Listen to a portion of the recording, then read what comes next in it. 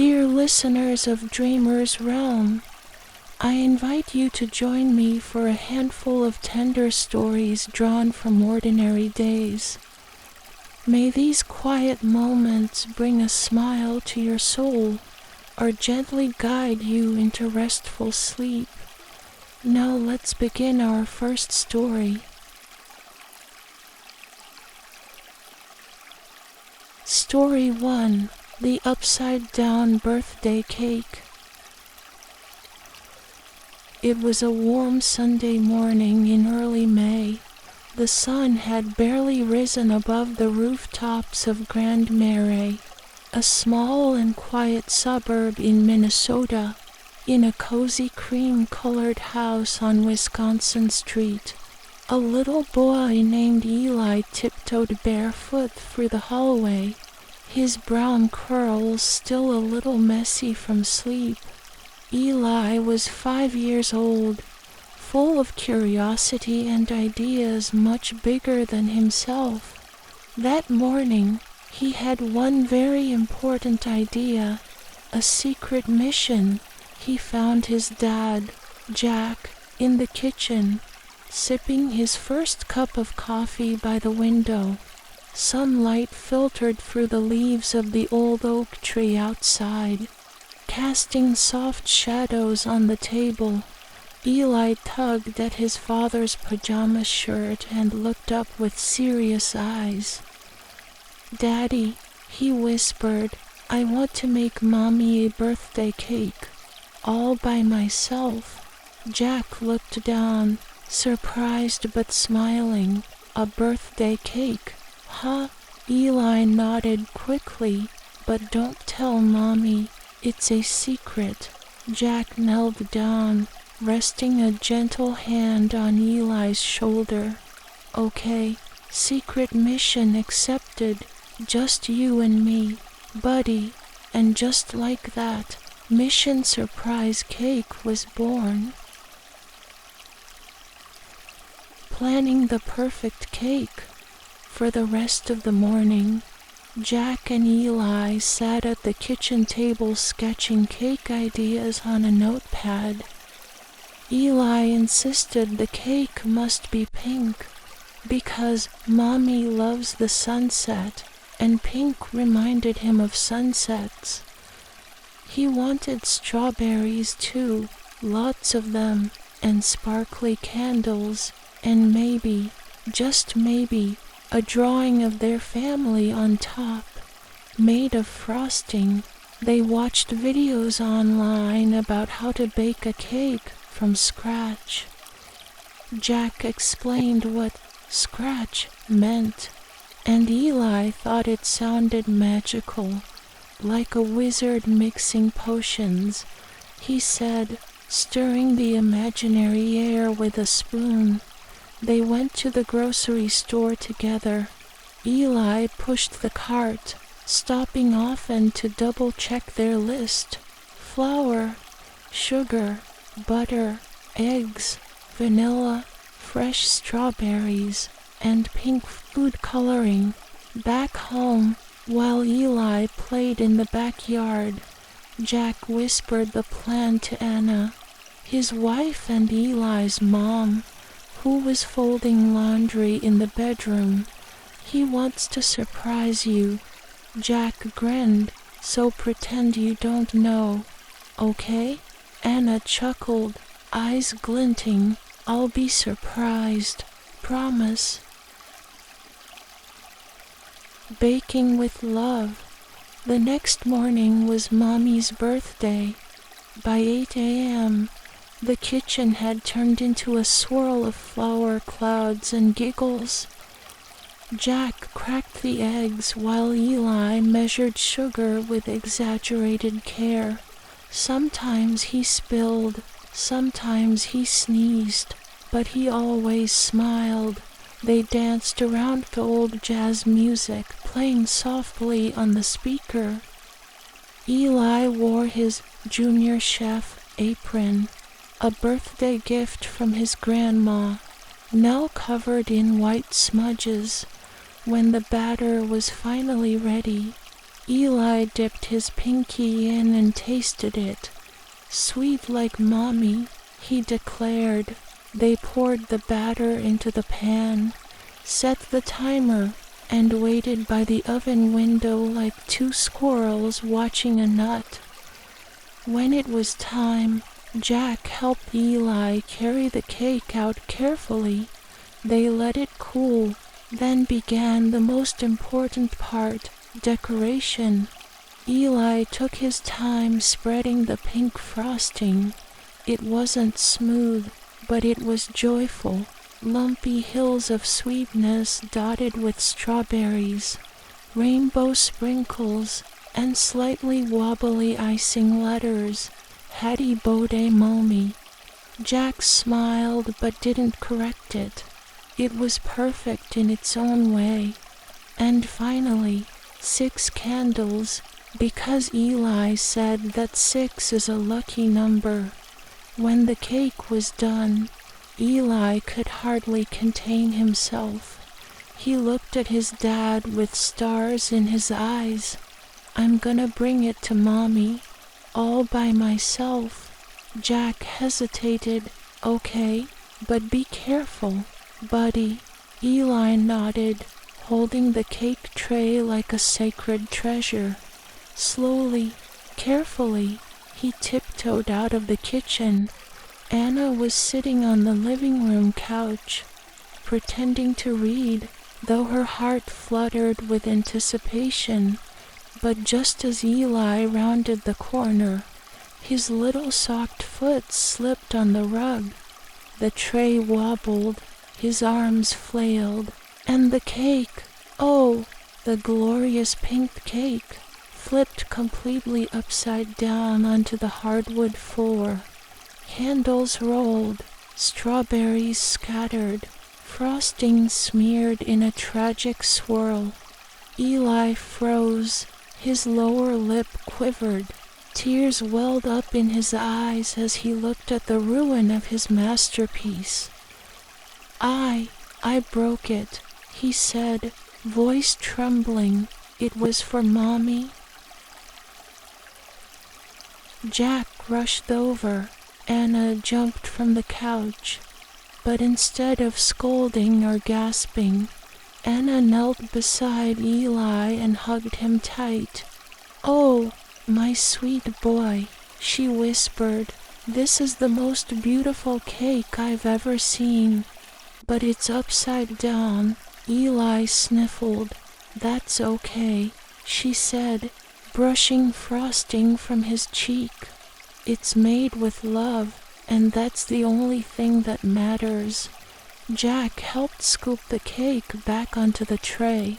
Upside down and all, they placed the candles back, a little bent but still colorful. Then Anna picked up Eli and sat on the couch with him in her lap. Jack lit the candles again. "Okay," he said, "let's try this again." They sang Happy Birthday, slightly off-key, and when Anna blew out the candles, she made only one wish. That moments like this would never fade. They took silly pictures with the cake. Eli smiled again, cheeks pink from laughter this time.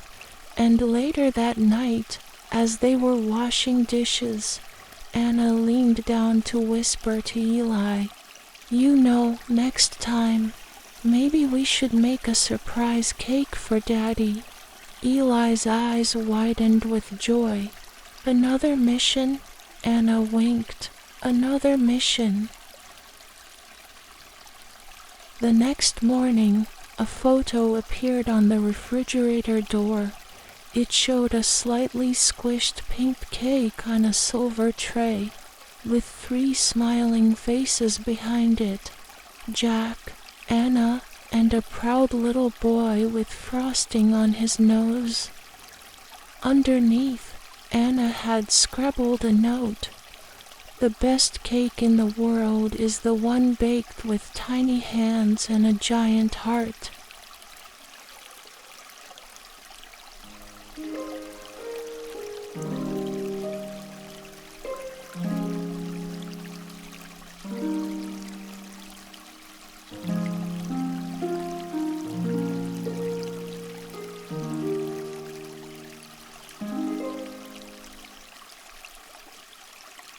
Story 2, The Tree of Kindness. You are worthy of warmth. You are loved. Every winter in the quiet town of Middlebury, Vermont, when the snow blanketed rooftops and the wind whistled down narrow brick alleys, a small miracle stood outside a humble little tailor shop on Elm Street. The shop was called Stitch and Soul, a cozy place with foggy windows, a hand-painted wooden sign, and the faint scent of lavender and wool drifting from inside. It belonged to Mrs. Evelyn Hart, a 72-year-old widow with silver hair tied into a neat bun and soft, creased hands that had sewn more coats than she could count. Evelyn had lived in Middlebury her whole life.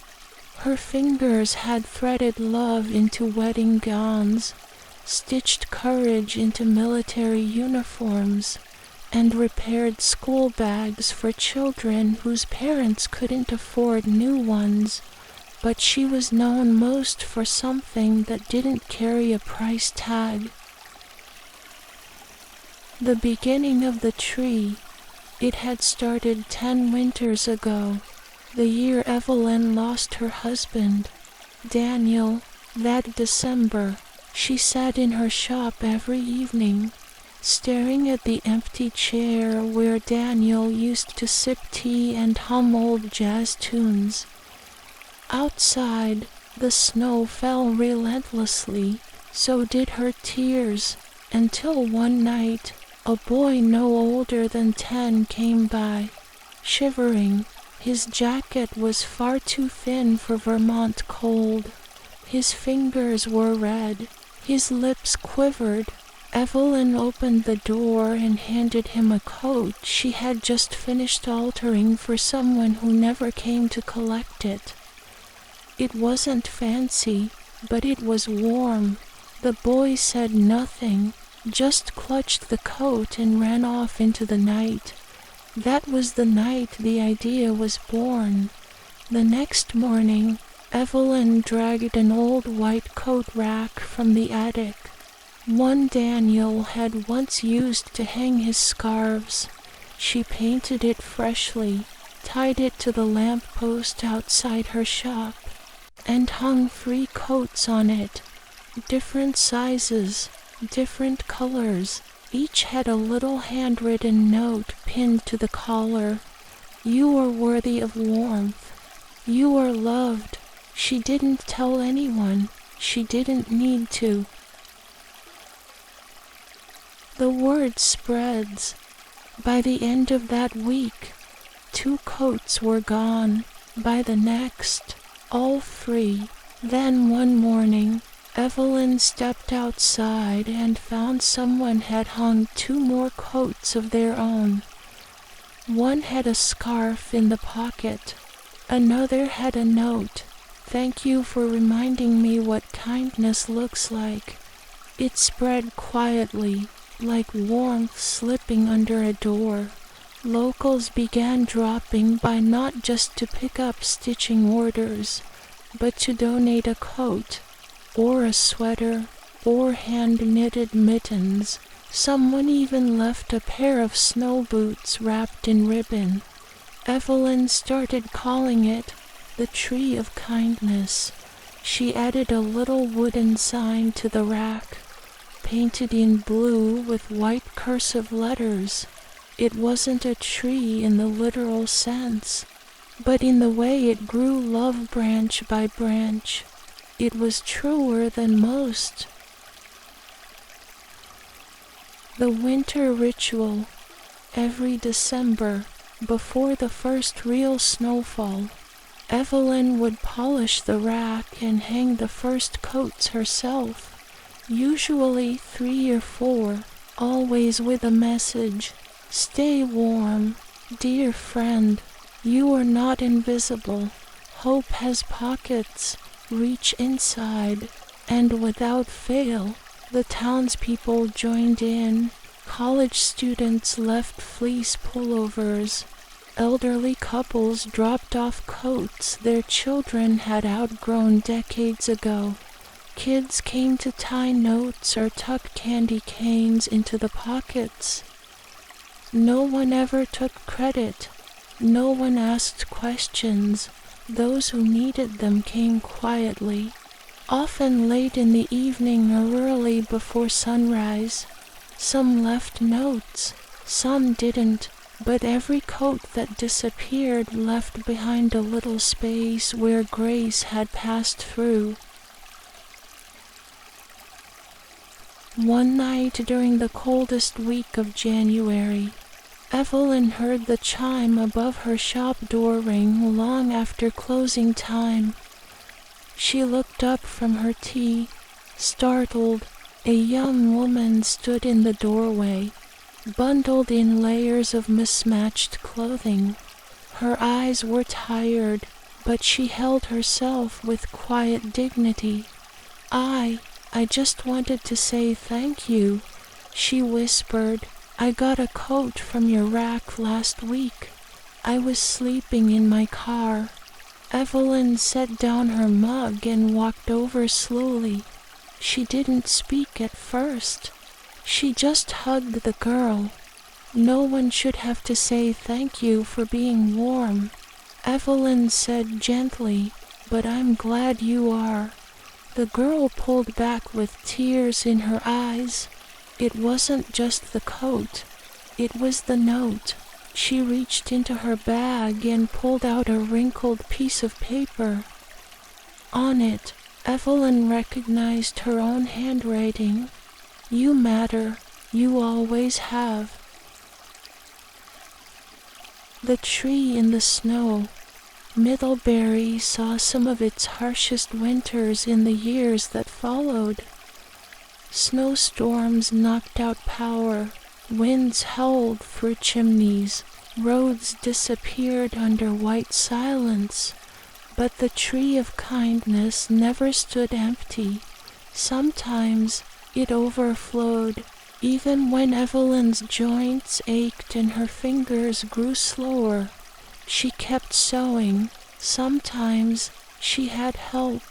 High schoolers volunteered to deliver coats. Neighbors brought spools of thread and thermoses of soup. Someone built a waterproof shelter around the rack so the coats wouldn't get wet. And every night, Evelyn lit the little lantern by the door, casting a soft glow over the rack, like a lighthouse for those walking through the cold.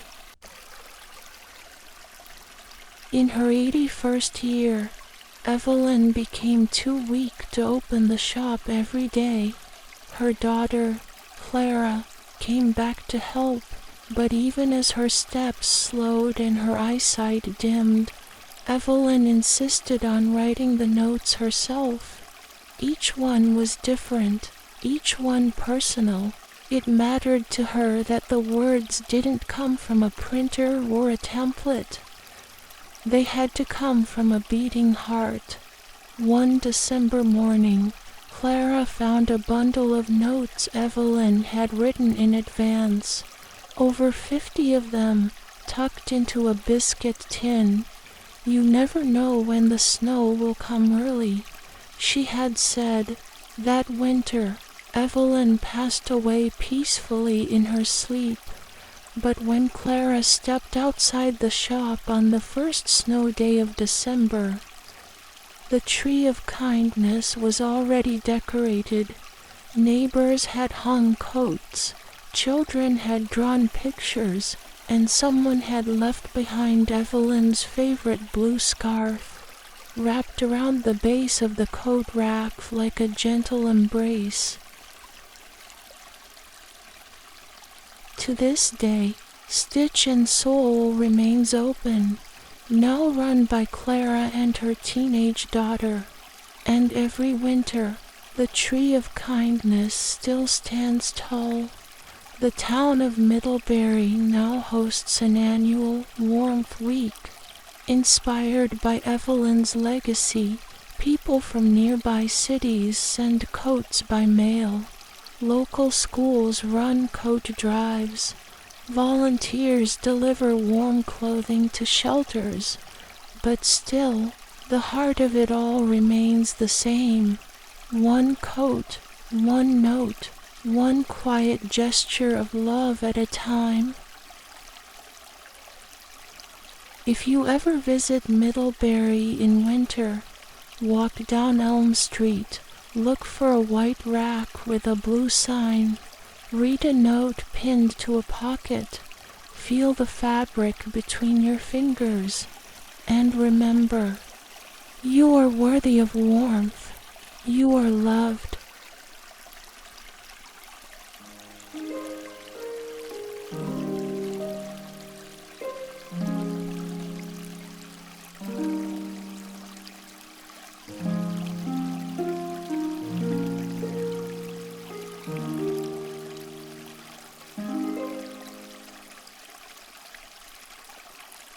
Story 3. He needed me too. When a boy lost everything, a little dog helped him find his way back. In the misty coastal town of Cannon Beach, Oregon, where the waves whispered to the shore and pine trees stood tall against the wind, lived a quiet boy named Noah. Noah was 10 when his mother passed away after a long, painful battle with cancer. The house they had once filled with piano music, laughter, and the smell of baked cookies had grown silent. His father, though still present, moved through the rooms like a ghost, lost in his own sea of sorrow. Noah stopped playing outside. He no longer drew comic books or built forts in the woods. He didn't want to go to school. Most days, he hid inside the hallway closet with the light off, hugging his knees close to his chest, letting the darkness hold his grief. The whimper behind the store. It was a gray, rainy afternoon when everything changed. Noah had been sent by his father to buy a loaf of bread at the corner store. As he walked past the alley behind the building, he heard something, soft and broken, a whimper. He turned back, squinting past the dripping trash bins, and saw a small, dirty bundle curled beneath a damp cardboard flap. A puppy. It was soaked to the bone, shivering violently, its back leg twisted unnaturally. Its fur, once golden, was matted with mud and blood, but when Noah stepped closer, it opened its eyes full of pain and something else. Understanding, Noah knelt in the wet gravel, tears gathering, not for his mother this time, but for this creature that looked so terribly alone. "You're hurt too," he whispered. "Me too." Two broken things. He wrapped the puppy in his hoodie and rushed home, forgetting the bread. His father, startled by the sudden return, watched as Noah laid the tiny animal gently on a towel by the fireplace. "We need to help him," Noah said quietly. His father hesitated. Money was tight. The vet was expensive. But then he looked into his son's eyes that hadn't held light in months, and nodded. They drove through the rain to a small veterinary clinic on the edge of town. The vet, a kind woman named Dr. Camilla, examined the pup and said he had a fractured leg and needed stitches. He'd likely been hit by a car and left behind. Noah sat beside him the whole time. He didn't flinch at the wound or the blood. He whispered stories, offered his small fingers for comfort, and named the dog Leo, short for Leon, because Noah said he looked like a lion cub who'd been through battle. Leo stayed with them, curled on a soft blanket in Noah's room. Every morning, Noah woke early to feed him and clean his bandages. Every night, Leo limped into Noah's closet and lay beside him in the dark. His breathing steady and warm. Little by little, things began to shift. Noah opened the curtains again. He started drawing, first pictures of Leo, then of other animals too. He returned to school and even spoke in class once, sharing a story about a puppy warrior who saved a boy made of shadows. His teachers noticed. His classmates, once unsure how to approach the quiet boy, now gathered around him at recess, asking to see more drawings. Healing together. By spring, Leo was running. His limp remained, a small reminder of the past, but he never stopped moving. He followed Noah everywhere, through woods, onto the beach, even to the front porch of the library.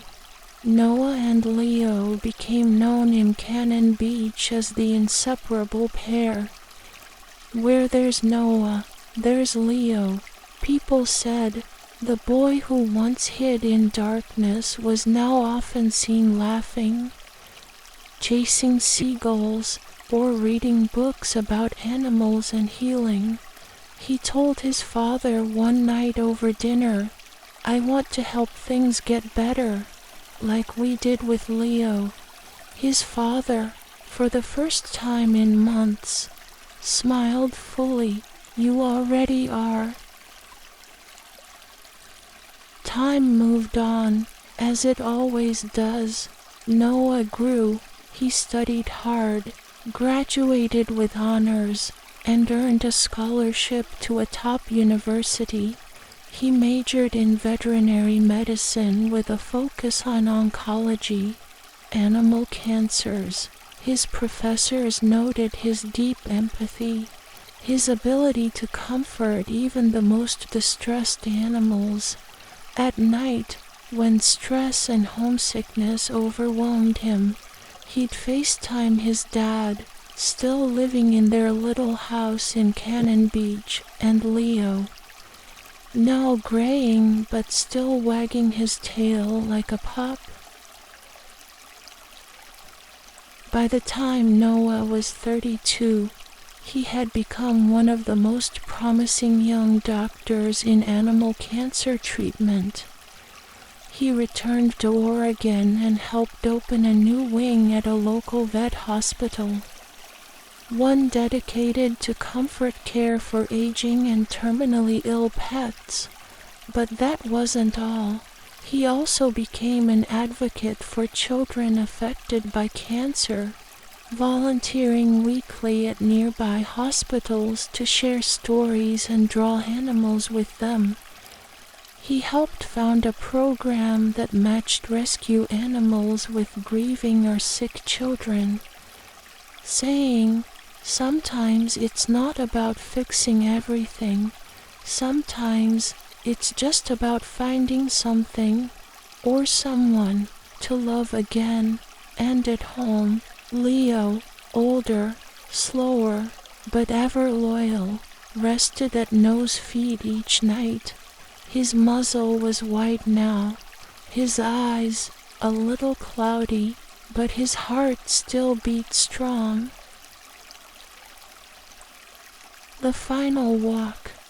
On a soft summer evening, as the sky turned gold over Cannon Beach, Noah took Leo out to the shore one last time.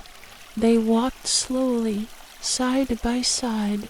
Leo sniffed the air, barked once at a gull, then sat down, watching the waves with peaceful eyes.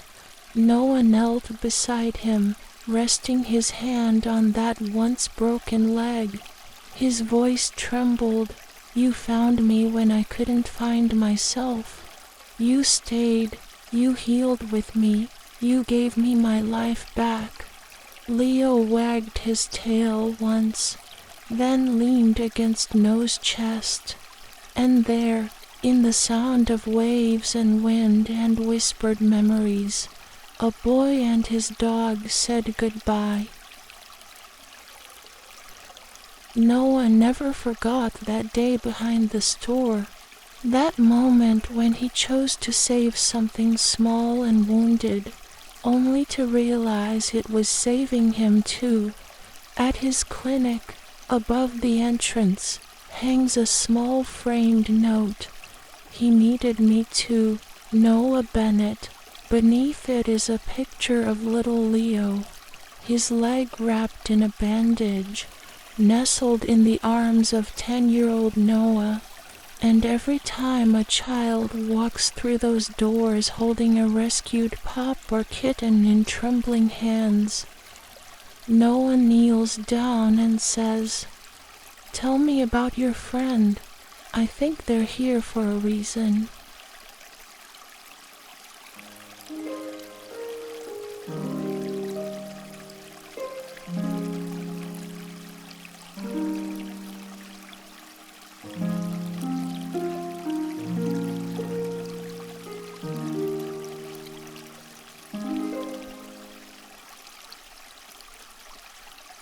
Story 4. Learning to Begin Again. A mother and daughter walking side by side through dreams, doubts, and rediscovery. In a quiet corner of Kyoto, where the maple trees turned golden in autumn and paper lanterns swayed gently outside tea houses, lived a woman named Aki Tanaka and her daughter, Haruka. Aki was in her late 40s, with kind eyes and hands that had grown strong from years of work. She had raised Haruka on her own, working long shifts at a local fabric store near Nishiki Market. Her days were filled with bolts of cotton, silk threads, and the subtle rustle of cloth as customers came and went. But beyond the register and the sewing pins, Aki carried a dream tucked carefully into the corners of her heart. A dream she had let go of long ago to become a fashion designer. A dream deferred. When Aki was just 16, her life changed. Her father fell ill, and Aki left school to work. Dreams were a luxury, and her reality demanded sacrifice. She never complained. Instead, she learned how to make do. She mastered patterns. She patched holes. She studied the way fabric moved, the way colors spoke. But her designs stayed locked in an old notebook at the back of her closet. Pages filled with unfinished dresses and unnamed collections. Then came Haruka, her daughter, her reason to try harder every day. Aki promised herself that Haruka would get the education she never had. The first failure. When Haruka turned 18, she applied to Osaka University with hopes of studying literature.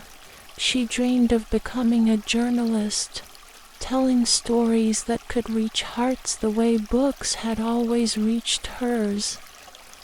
But she didn't pass.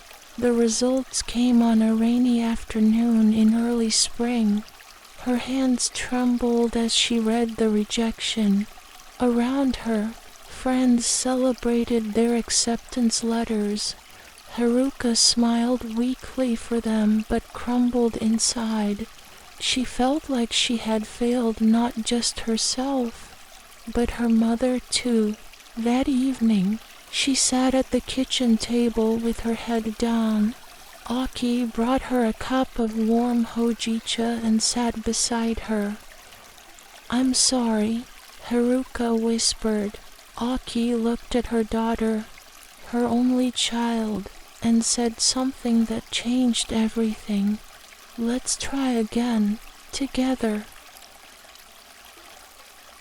That spring, both mother and daughter enrolled in night classes at a local community center in Kyoto.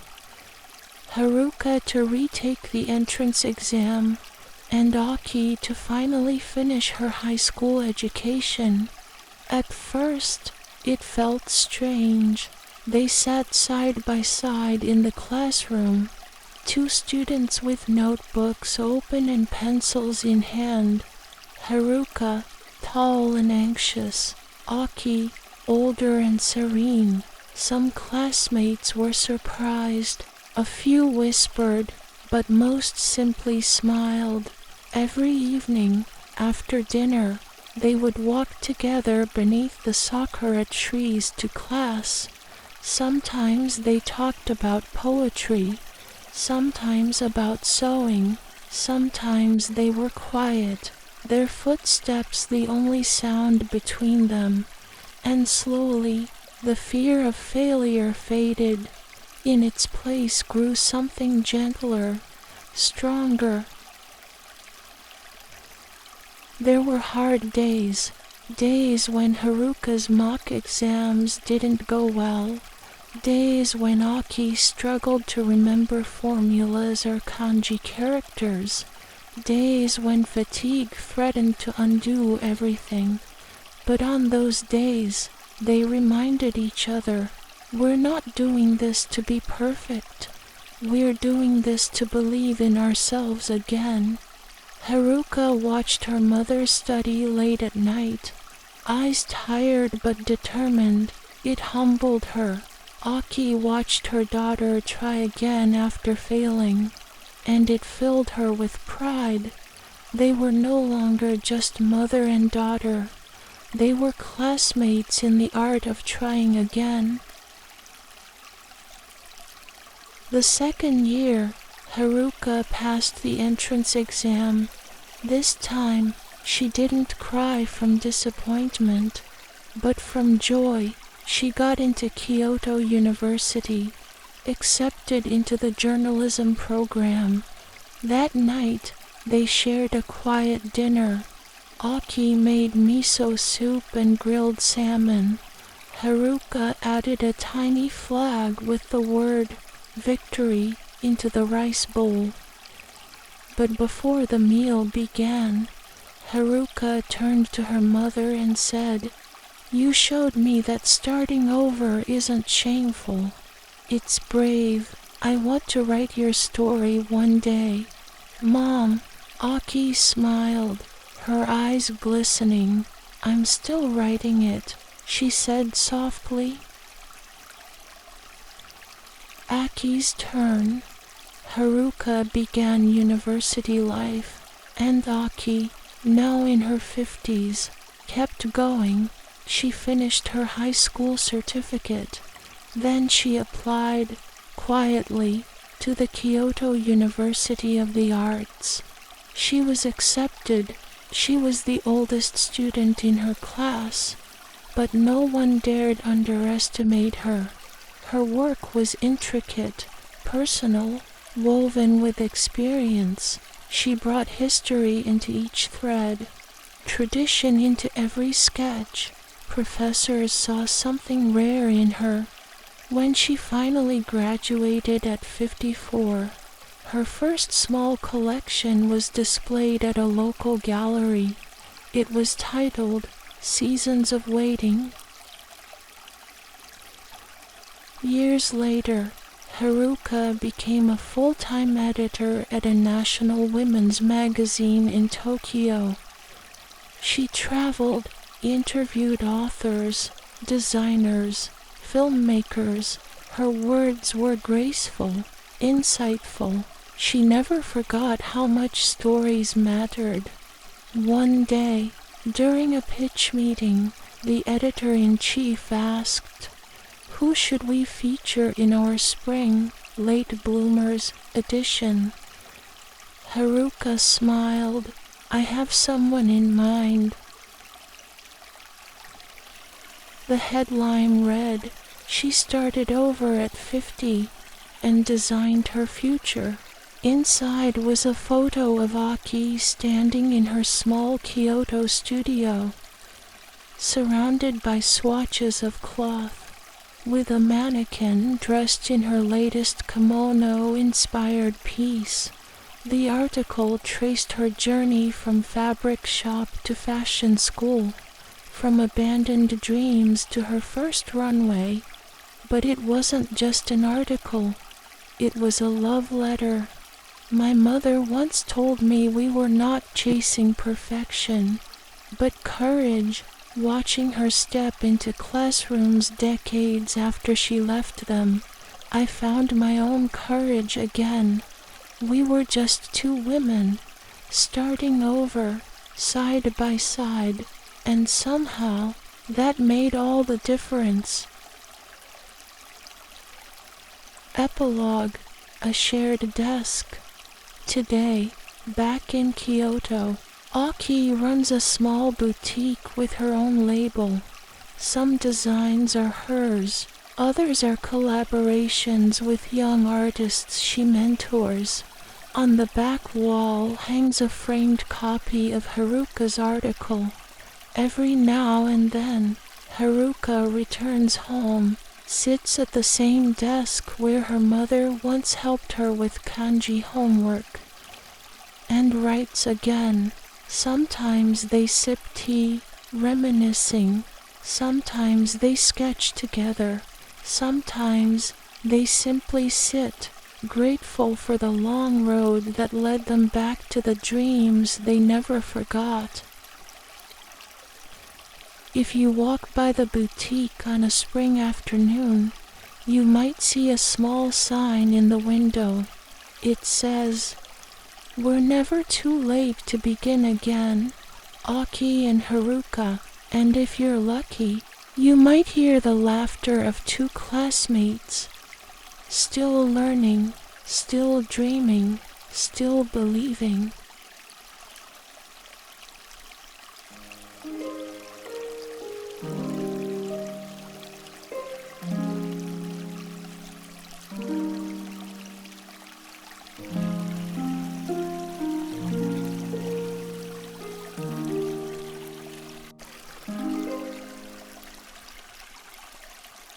Story 5. Postcat Maurice. Sometimes, all it takes is a little furball to carry a whole neighborhood back to life. In a quiet, sun-dappled suburb just outside Melbourne, Australia, lived a cat named Maurice. He wasn't sleek or swift. He didn't chase birds or leap over fences like the younger cats did. Maurice was round, slow, and proudly ginger. His fur looked like toasted marmalade, and his belly swayed gently from side to side when he walked. Like a pendulum of peace, Maurice didn't belong to any one house.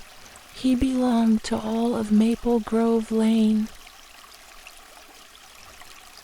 A cat with a schedule.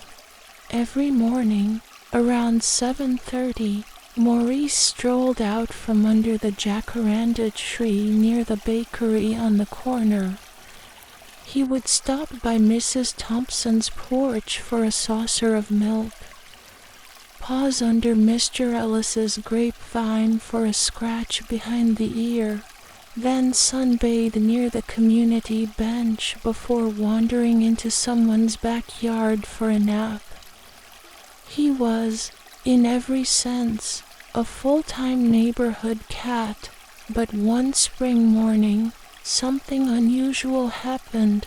Maurice arrived at Mr. Ellis's home with a folded note tied around his collar using a neat blue ribbon. It read, "To Mrs. Thompson, across the street. I loved your hydrangeas this morning. You've got the greenest thumb on the block.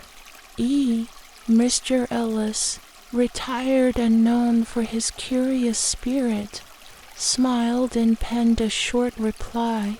They bloom better every year, don't they? M.T." He folded the paper and tied it carefully back onto Maurice's collar. "Off you go, mate," he said, and Maurice, after a short stretch and a yawn, trotted back across the street. The letters begin. Nobody planned it, but by the following week, Maurice was carrying a note every day. Some were compliments. "Your lemon cake at yesterday's tea was divine." Some were practical. "We're trimming the hedge next week. Watch your roses." And some were whispers of something more. "Do you ever sit under the wattle tree just to hear the wind sing?" The neighbors, especially the older ones, began to anticipate Maurice's visits like children waiting for the mailman.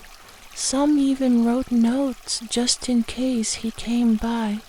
They began calling him Postcat Maurice. Hearts in small envelopes. For Mrs. Thompson, who had lived alone since her husband passed. The little letters gave her something to wake up for. Her garden flourished more than ever, and her smile returned slowly, like sunlight after fog. For Mr. Ellis, who hadn't written anything other than shopping lists since retiring from teaching, it rekindled his love for words. He began drafting haikus on scraps of paper, and one day even tucked a tiny drawing of Maurice into a note for Mrs. Nguyen, the artist next door, for young Jamie, whose parents were always working. Writing a letter to whoever gets this became a daily habit. He told stories of dinosaurs, homework disasters, and his secret wish to have a puppy. Everyone began writing, and Maurice, with his dignified little waddle, delivered them all. The neighborhood transforms. Maple Grove Lane began to feel different. People who had lived next door for 20 years finally learned each other's names. They shared recipes, memories, and jokes. Someone even organized a thank you picnic for Maurice in the park. With homemade tuna tarts and hand-sewn bow ties, Maurice wore his bow tie proudly for 2 full days before it mysteriously vanished, likely left behind under someone's bed. Soon, a little wooden mailbox labeled for Maurice appeared under the community bulletin board. People placed letters there in the evening. In the morning, someone, usually Mrs. Nguyen or Jamie, would gently attach 1 or 2 to Maurice's collar with a cloth ribbon. No one officially ran it. It simply worked. The rainy week. One winter week, the sky turned gray and the rain poured for 5 straight days. Maurice didn't come. People noticed. The notes piled up in the mailbox. Jamie drew pictures of Maurice hiding under an umbrella. Mrs. Thompson baked a tuna loaf and left it on the porch. Just in case, on the 6th day, he reappeared, wet, grumpy, and slightly muddier than usual. The entire street sighed in relief.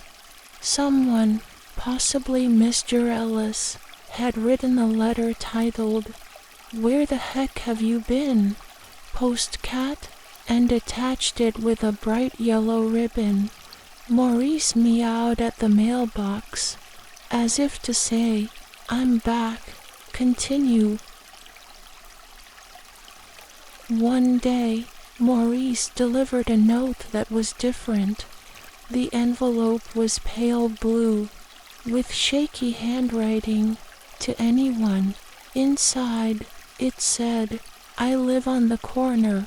You don't know me, but I see you all sometimes, laughing, sharing, writing. I've wanted to join for months, but I didn't know how. Today, I saw Maurice on my steps and decided it was time. I'd like to start with this. Your street is beautiful. Thank you for letting me witness it. Mira, number 42. Until then, no one really knew who lived at number 42. The house had always been quiet, the curtains drawn.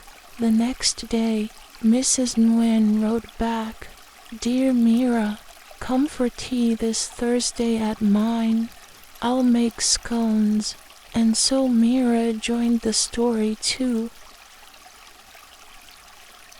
As years passed, Maurice slowed down. He slept more, wandered less, but still, nearly every day, he made his rounds. He became more than a mail carrier. He became a symbol. When new neighbors moved in, older ones would say, "If Maurice stops by, write back." And they did. By his 13th birthday, the whole neighborhood threw him a party.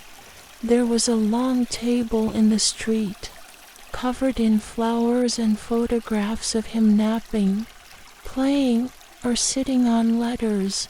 Children made hats. Grown-ups sang. Maurice, wrapped in a hand-knit blanket, sat in a basket and purred while Jamie read aloud a letter. "Dear Maurice, you made this place a village. You made strangers into friends, and you reminded us that connection doesn't always need Wi-Fi. Sometimes it just needs fur and feet and a bit of ribbon."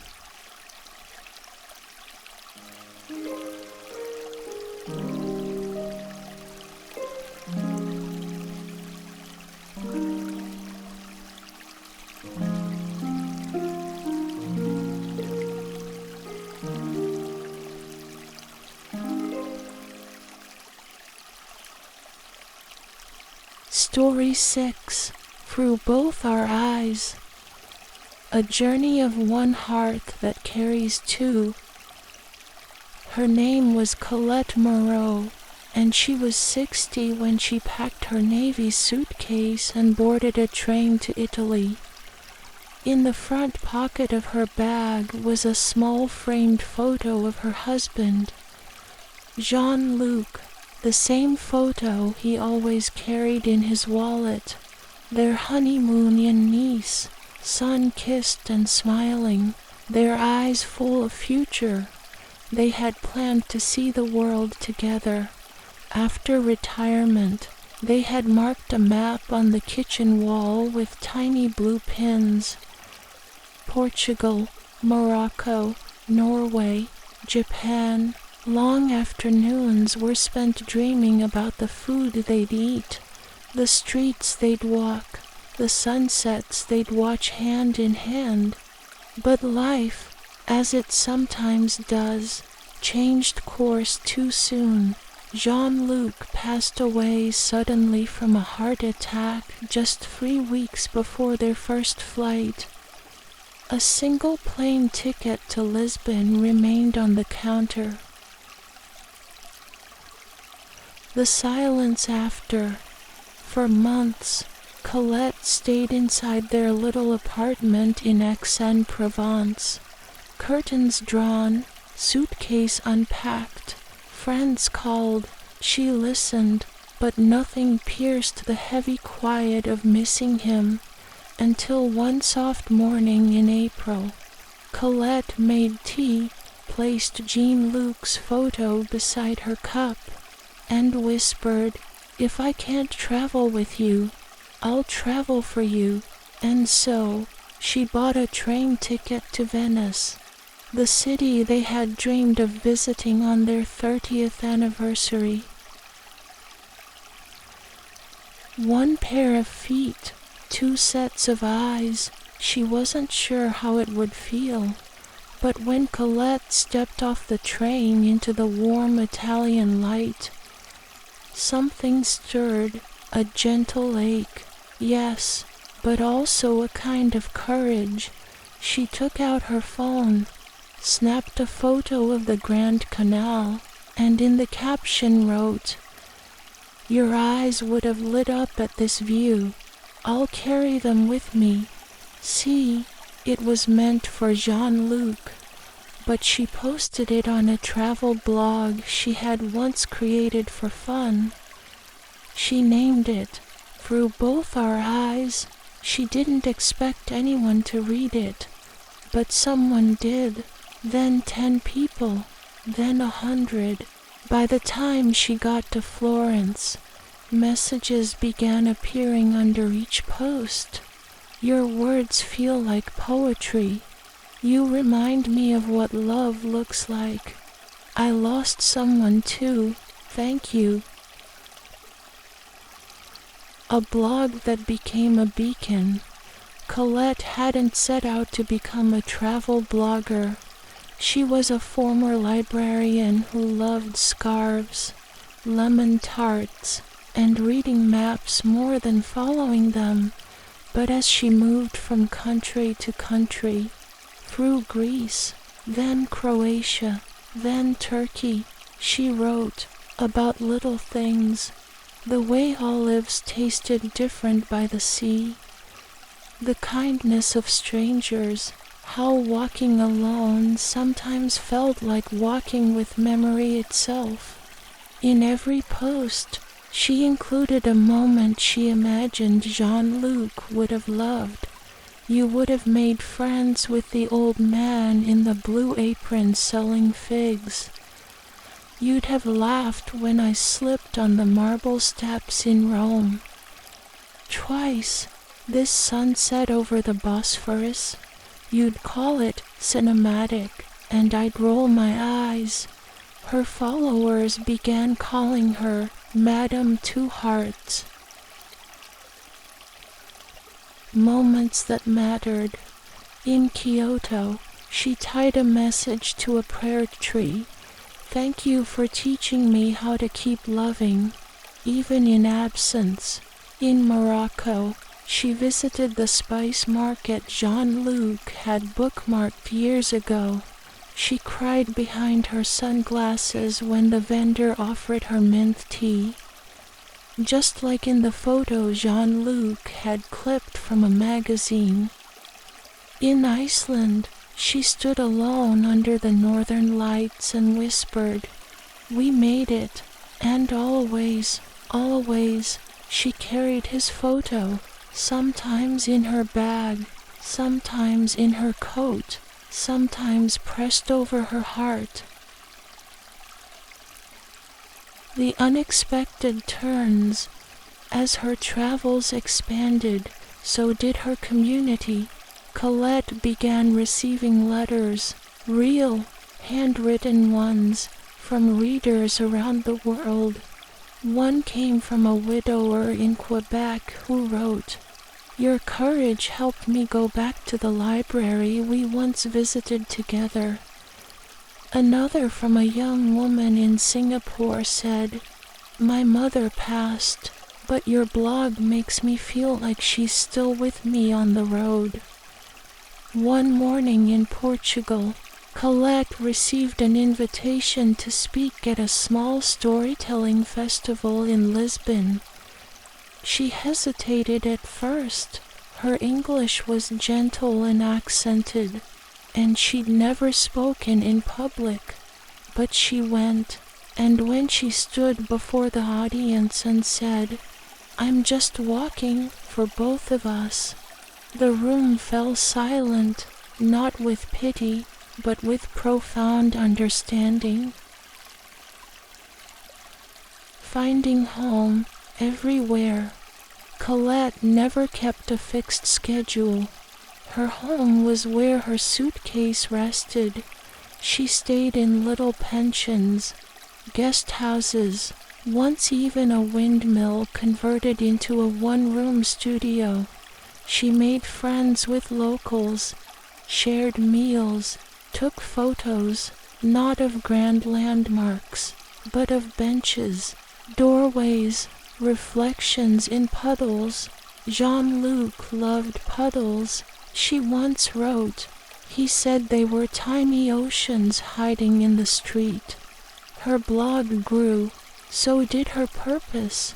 She began sharing travel tips, not just where to go, but how to go, what to do when you feel lonely in a crowd, how to speak love in places where you don't know the language, why the best travel companion might be a memory. 10 years, one mission. On the 10th anniversary of Jean-Luc's passing, Colette returned to Nice. She sat on the exact bench where their honeymoon photo had been taken. A new couple walked by. Laughing, she smiled at them, then took out her phone and recorded a short video. 10 years ago, I thought I'd never leave my apartment again, but today I have danced under lanterns in Seoul, made soup with strangers in Chile, and watched storms from 5 continents. Not because I stopped missing you, but because I loved you enough to keep going. Epilogue, the last entry. Years later, Colette finally slowed down. She settled in a cottage in Annecy, surrounded by mountains and a lake that mirrored the sky. Her passport now held over 50 stamps. Her blog had millions of views. A young publisher asked to turn it into a book, but her final entry wasn't about a destination. It was about the journey. I once thought grief was a wall, but I've learned it's a road, one that bends, pauses, and sometimes disappears behind clouds, but always leads you somewhere new. Jean-Luc, mon amour, I've walked through cities and seasons, with your laughter in my chest, and though your shoes stayed behind, I saw the world through both our eyes.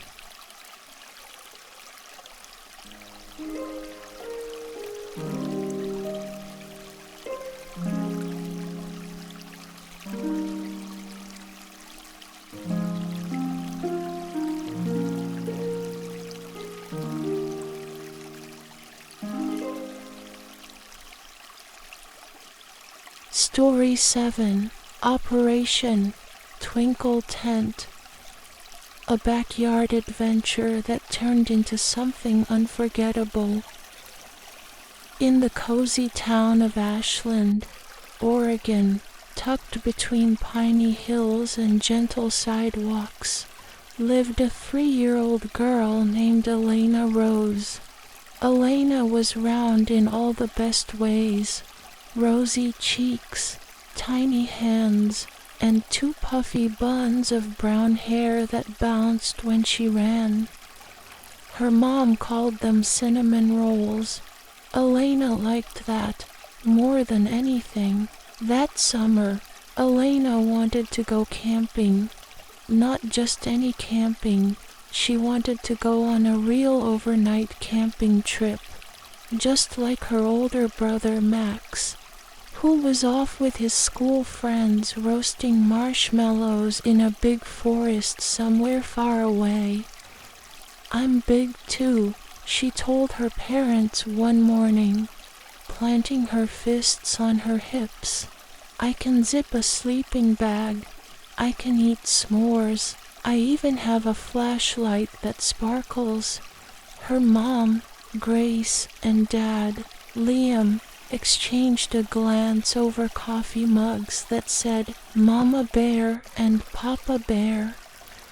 "Well then," Liam whispered with a smile, "maybe it's time for a mission."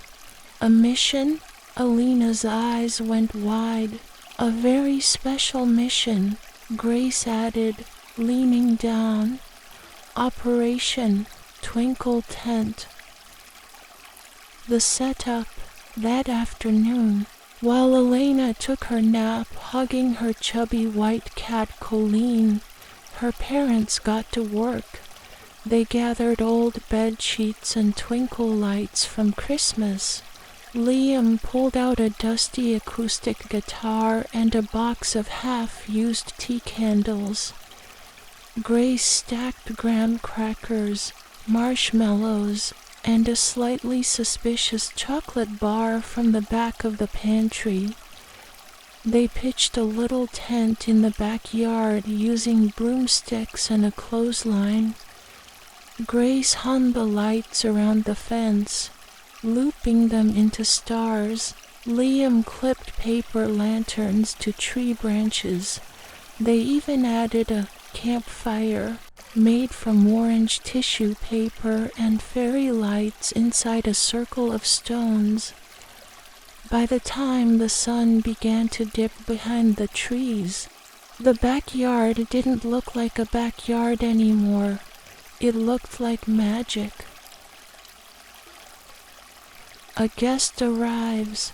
When Elena woke up and stepped outside in her bunny slippers, her face froze in wonder. The twinkle lights sparkled, the tent flapped gently.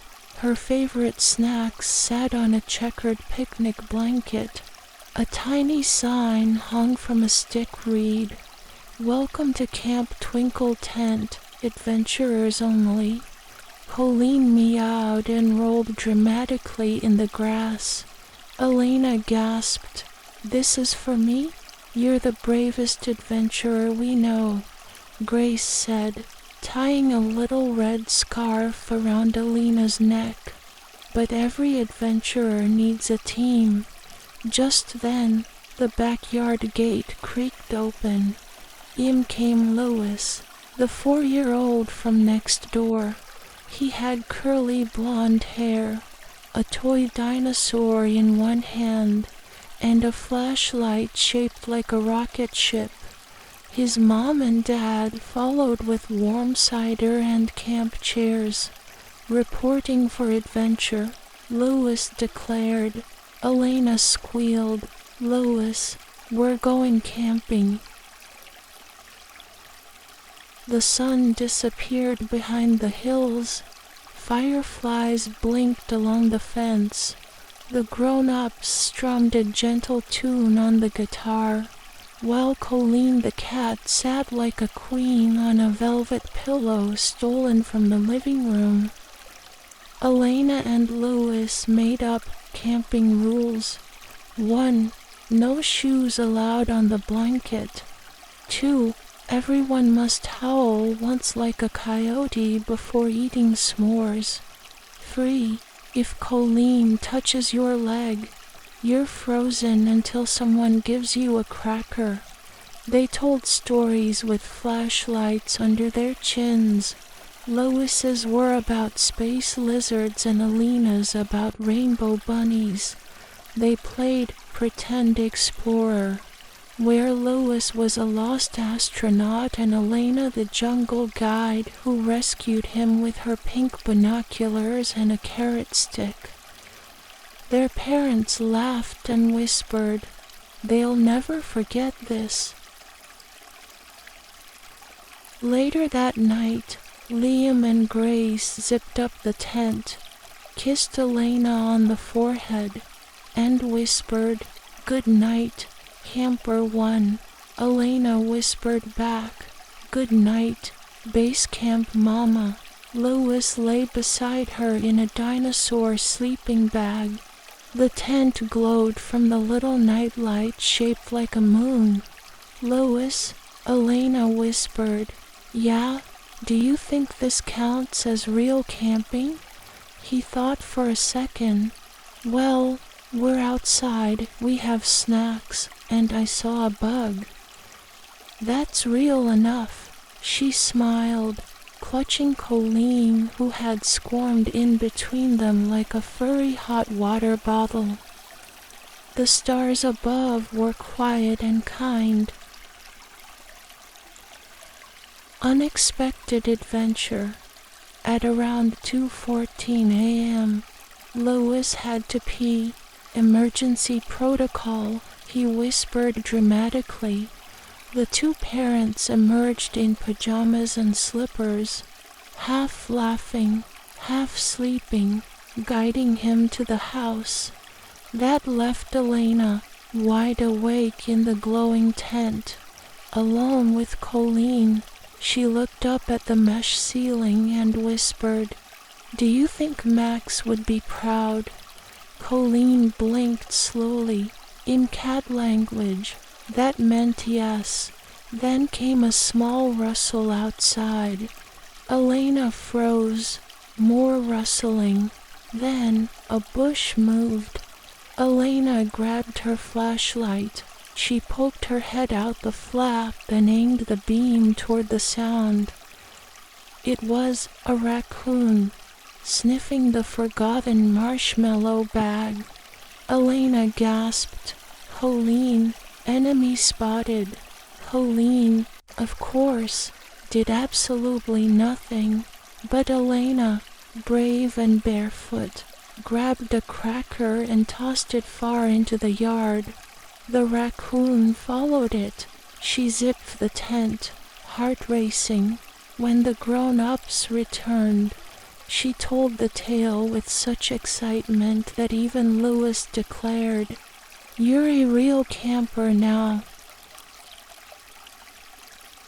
The next morning, the dew sparkled on the grass. Birds sang. The paper lanterns danced in the breeze. Elena rubbed her eyes and sat up. Louis was still asleep, clutching his toy dinosaur. Grace handed her a warm cup of cocoa. Liam sat nearby with the guitar, strumming a soft tune. Elena looked around at the little tent, the fire pit made of string lights, the crumbs on the blanket, the sleepy cat, the sleepy friend, and the smell of toast drifting from the kitchen. "Can we do this every night?" she asked. "Maybe not every night," Grace chuckled, "but how about once a month?"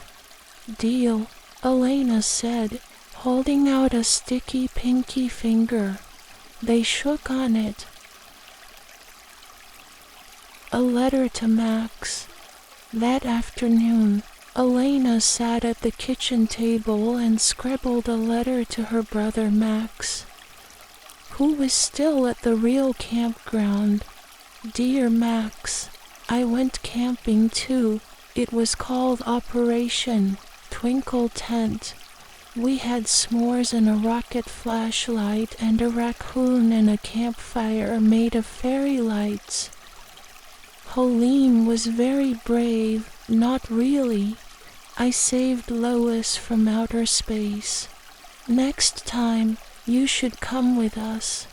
Love, Elena the Explorer." She drew stars, marshmallows, and a big picture of the tent glowing under the moon. Epilogue. The backyard lives on. As weeks passed, Camp Twinkle Tent became a tradition. Sometimes it was just Elena and Colleen. Sometimes Louis joined. Other times, The parents turned it into movie nights with popcorn under the stars. But no matter the weather or season, the backyard remained a little world of magic. It was proof that adventure doesn't need passports or mountains. Sometimes, all it takes is a bedsheet, a string of lights, a chubby cat, and a child with a heart ready to believe. And Elena? Well, she never stopped believing, not even when she grew up and built her own tent for her daughter. Right in that very same yard, under those very same stars. Thank you for listening to these little stories from Dreamer's Realm. Don't forget to like and subscribe to stay updated with our latest videos. See you soon in the next episode.